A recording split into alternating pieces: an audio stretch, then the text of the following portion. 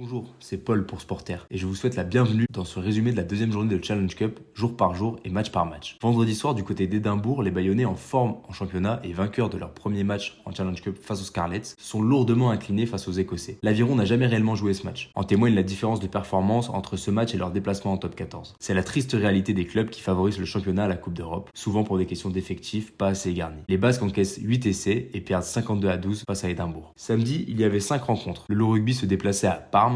Les Lyonnais, en recherche de confiance avec leur nouveau coach Karim Ghezal, ont d'abord eu du mal à rentrer dans la partie et ont couru après le score une grande partie du match. Le carton rouge de l'arrière italien Fusco permet aux Lyonnais d'aller inscrire en fin de match un essai gagnant, 19-21 pour les Gones. Cardiff, ancien adversaire des Lyonnais, a assuré face aux Cheetahs. Les Sud-Africains étaient sûrement fatigués du voyage. Les hôtes de la finale s'imposent 26-10 et se relancent dans une compétition au cœur de laquelle ils ont forcément envie d'aller le plus loin possible. Montpellier, équipe ressuscitée de son début de saison médiocre, recevait les Gallois d'Ospreys. Les Héroltais dominent largement le match et prennent un bonus offensif en inscrivant 59 points et en encaissant seulement 15. Les Montpelliérains sont bien repartis dans une saison qui semblait mal engagée et sont prétendants aux 2 premières places qui, on le rappelle, permettent aux équipes concernées de jouer toutes les phases finales à domicile. Les Palois voyageaient quant à eux en Afrique du Sud. La section qui n'est pas très bien en ce moment en top 14 confirme sa méforme en perdant 43-35.